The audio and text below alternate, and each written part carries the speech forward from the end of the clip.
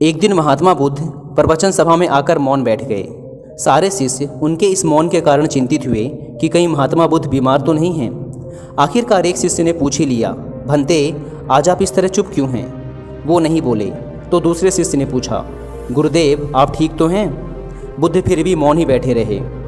इतने में बाहर से एक व्यक्ति ने बहुत तेजी से चिल्लाते हुए पूछा, आज आपने मुझे धर्म सभा में आने की अनुमति क्यों नहीं दी? बुद्ध ने कोई उत्तर नहीं दिया और आंखें बंद कर ध्यानमग्न हो गए। वह बाहर खड़ा व्यक्ति और जोर से चिल्लाकर बोला, मुझे धर्म सभा में क्यों नहीं आने दिया जा रहा? धर्म सभा में बैठे बुद्ध के शिष्यों में से एक ने उस इंसान का समर्थन करते हुए कहा, भंते उसे धर्म सभा में आने की अनुमति प्रदान करें। महात्मा बुद्ध ने आंखें खोली और बोले, नहीं, उसे अनुमति नहीं दी जा सकती क्योंकि वह अछूत है। अछूत? लेकिन क्यों? सारे शिष्य यह सुनकर आश्चर्य में पड़ गए कि भंते ये छुआछूत कब से मानने लग गए। महात्मा बुद्ध ने शिष्य समुदाय के मन के भावों को तोड़ते हुए कहा, हाँ वह अछूत है। वह आज अपनी पत्नी से लड़कर आया है और क्रोध से भरा हुआ है। क्रोध से जीवन की शांति भंग होती है। क्रोध से ही सबसे पहले मन में हिंसा का जन्म होता है और फिर इसी मानसिक हिंसा के प्रभाव में आकर इंसान दुनिया में हिंसा, मारपीट, गाली गलौज और बहुत से गलत काम करता है। क्रोध करने वाला अछूत होता है क्योंकि उसकी विचार तरंगें, उसके नकारात्मक विचार दूसरों को भी गलत तरीके से प्रभावित करते हैं। उसे आज धर्म सभा से बाहर ही रहना चाहिए। उसे आज धर्म सभा से बाहर ही खड़े रहकर पश्चाताप की अग्नि में तपकर शुद्ध होने दो। शिष्यगण समझ गए कि अस्पृश्यता, अनटचेबिलिटी क्या होती है और सही मायनों में अछूत कौन होता है। उस व्यक्ति को भी बहुत पश्चाताप हुआ। उसने कभी भी क्रोध न करने की कसम खाई। तब जाकर बुद्ध ने उसे धर्म सभा में आने की अनुमति प्रदान की। दोस्तों, इस कहानी से हमने सीखा कि किसी भी इंसान के अछूत होने का आधार उसका जन्म व धर्म नहीं बल्कि उसके कर्म व विचार होने चाहिए। यदि किसी भी इंसान के कर्म व विचार की वजह से किसी प्राणी को नुकसान होता है, वह समाज का अहित होता है, तो वह इंसान अछूत है। मुश्किलें तब तक बहुत बड़ी लगती हैं जब तक हम उन्हें समझ नहीं पाते। एक बार समझ में आने के बाद हर मुश्किल आसान हो जाती है। अगर किसी समस्या को देख के आप चिंतित हो जाते हो तो ये कहानियाँ सुनने के बाद आपको ये समझ आ जाएगा कि किसी भी मुश्किल को आसान कैसे किया जाता है। इससे पहले कि आप इन कहानियों में खो जाएं, इस चैनल को सब्सक्राइब करना ना भूलें। तो चलिए कहानी शुरू करते हैं। एक बार गौतम बुद्ध एक वृक्ष के नीचे बैठकर अपनी साधना में लीन थे। ये ध्यान वो काफी दिन से कर रहे थे। एक दिन एक शिकारी उस रास्ते से जा रहा था। उसने महात्मा बुद्ध के बारे में काफी तारीफ सुनी थी, उनके स्वभाव के बारे में, ज्ञान के बारे में, लेकिन ये सब सुनकर भी वो उनसे संतुष्ट नहीं था। वास्तव में उसे महात्मा बुद्ध की इन बातों पर विश्वास नहीं था। उसने जब महात्मा बुद्ध को साधना करते देखा तो उसके मन में विचार आया कि क्यों ना बुद्ध की परीक्षा ली जाए, इससे उनकी असलियत का तो पता लग ही जाएगा। शिकारी वहीं पर खड़े होकर सोचने लगा कि क्या किया जाए। तुरंत उसके मन में एक विचार आया। शिकारी ने पत्थर उठाकर साधना में लीन बुद्ध को फेंक कर मारा। वो पत्थर बहुत जोर से बुद्ध को लगा, लेकिन उन्होंने कोई प्रतिक्रिया नहीं दी। वो चुपचाप अपनी साधना में लीन रहे। शिकारी कुछ देर तक महात्मा बुद्ध की तरफ देखकर सोचता रहा कि अब महात्मा बुद्ध कुछ प्रतिक्रिया करेंगे, किंतु महात्मा बुद्ध अपनी साधना में लीन थे। उन्होंने कोई प्रतिक्रिया नहीं की। शिकारी बहुत ही उद्दंड प्रवृत्ति का था। कुछ देर बाद उसने फिर से पत्थर फेंका। वो पत्थर अब की बार महात्मा बुद्ध की आंख पर लगा और उस जगह से खून बहने लगा। महात्मा बुद्ध को महसूस हो गया था कि उनके शरीर से रक्त बह रहा है, लेकिन तब भी वो अपने ध्यान में लीन बैठे रहे। ये देखो शिकारी और ज्यादा क्रोधित हो गया। उसे समझ नहीं आ रहा था कि इतनी चोट के बाद भी वो कोई प्रतिक्रिया क्यों नहीं दे रहे हैं। तब उसने और क्रोध में एक और पत्थर फेंक कर मारा। अब की बार बुद्ध के शरीर से बहुत ज्यादा खून बहने लगा था। उन्हें इतनी पीड़ा हो रही थी कि उनकी आंखों से आंसू बहने लगे थे, लेकिन तब भी उन्होंने अपनी साधना नहीं छोड़ी। ये देख शिकारी से अब रहा नहीं गया और वो उनके पास जाकर बोला कि हे महात्मा, मुझे आपसे कुछ पूछना है। बुद्ध ने अपनी आंखें खोली। बुद्ध की आंखों की चमक से वो आदमी हैरान हो गया। बुद्ध ने कहा, पूछो, क्या पूछना है?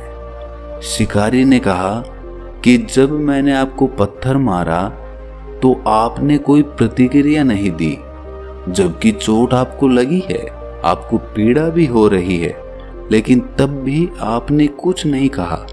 तब महात्मा बुद्ध ने बड़ी ही सरलता के साथ कहा, क्योंकि इससे मेरे शरीर को कष्ट हुआ है, मेरे मन मस्तिष्क को नहीं।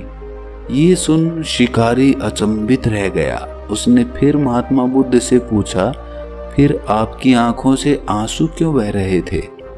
इस पर महात्मा बुद्ध ने कहा, तुम्हारे द्वारा किए गए अनुचित कार्य के परिणाम के बारे में मेरा मस्तिष्क, मेरी आत्मा विचार करके रो रही थी।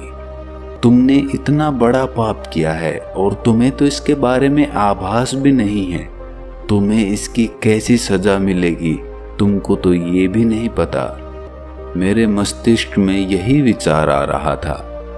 बुद्ध की बातों को सुनकर शिकारी एकदम हैरान हो गया और महात्मा बुद्ध के चरणों में गिरकर उनसे क्षमा याचना करने लगा और बोला कि हे महात्मा, मुझे क्षमा कर दें। मुझे आप पर विश्वास नहीं था। मुझे लगता था कि आपकी हर चीज झूठी है, लोग बेकार ही आपकी बड़ाई करते हैं, परंतु आज मुझे ये यकीन हो गया कि आपका ज्ञान सत्य है। मुझे क्षमा कर दें और अपने पास शरण दें। बुद्ध बहुत ही दयालु प्रवृत्ति के थे। उन्होंने शिकारी से कुछ नहीं कहा। उन्होंने उसे माफ कर दिया और उसे अपना आशीर्वाद दे दिया। वो शिकारी महात्मा बुद्ध का आशीर्वाद पाकर एक महान साधक के रूप में जीवन व्यतीत करने लगा। दोस्तों, इस कहानी से हमें कुछ सीखने को मिलता है। सबसे पहले, जब भी हम ध्यान करते हैं तो हमें छोटी मोटी चीजें ही विचलित कर देती हैं। कहीं से कोई आवाज आई और हमारा ध्यान टूट गया। हमारे मन में कोई विचार उठा और हमारा ध्यान भंग हो गया। लेकिन निरंतर ध्यान का अभ्यास करने से हमारा ध्यान इतना मजबूत हो जाता है कि कोई हमें पत्थर भी फेंक कर मारेगा तो भी हमारा ध्यान भंग नहीं होगा। दूसरी बात, पीड़ा पहुंचाने वाले से क्षमा करने वाला बहुत महान होता है। यदि आपको कोई पीड़ा पहुंचा रहा है और उसके बावजूद आप उसे माफ कर देते हैं तो उस आदमी का हृदय परिवर्तन होना निश्चित होता है। लेकिन हम अपने अहंकारवश हमें पीड़ा पहुंचाने वाले को कभी माफ ही नहीं करते और इसीलिए हमारे संबंध प्रगाढ़ नहीं बन पाते। तीसरी बात, अनजाने में हम ऐसे ऐसे पाप कर देते हैं कि हमें ये भी नहीं पता कि उनका दंड क्या मिलेगा। तो कोई भी काम करते वक्त उसको पूरे होशो हवास में करो कि इस काम को करने से क्या प्रभाव होगा। कहीं ये काम किसी प्राणी को आघात तो नहीं पहुंचाएगा।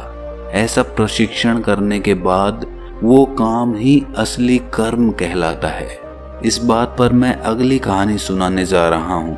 इस कहानी को आखिर तक सुनने के बाद आपके बहुत सारे सवालों के जवाब आपको मिलेंगे। एक बार गौतम बुद्ध अपने शिष्यों के साथ भ्रमण कर रहे थे। दिन ढलता जा रहा था। बुद्ध के शिष्य उनके इतना चलने के कारण उन्हें एक पेड़ के पास ले गए। वहां पेड़ की छांव में ठंडी हवा चल रही थी।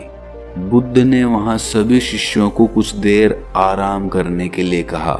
सभी शिष्य वहां बुद्ध के साथ बैठ गए। तभी उनमें से एक शिष्य ने बुद्ध से पूछा कि हे बुद्ध, मेरे मन में एक सवाल है। आप मुझे उसका उत्तर देंगे? बुद्ध ने कहा, पूछो। तब शिष्य ने कहा कि क्या विद्या को किसी बल के द्वारा भी सीखा या छीना जा सकता है? तब बुद्ध ने कहा कि नहीं, विद्या को केवल सेवा भाव से ही सीखा जा सकता है। शिष्य ने पूछा, कैसे? तब बुद्ध ने कहा कि मैं तुम्हें इसे एक कहानी के माध्यम से समझाता हूँ। बहुत समय पहले एक फकीर एक जंगल में घास फूस की झोपड़ी बनाकर रहता था।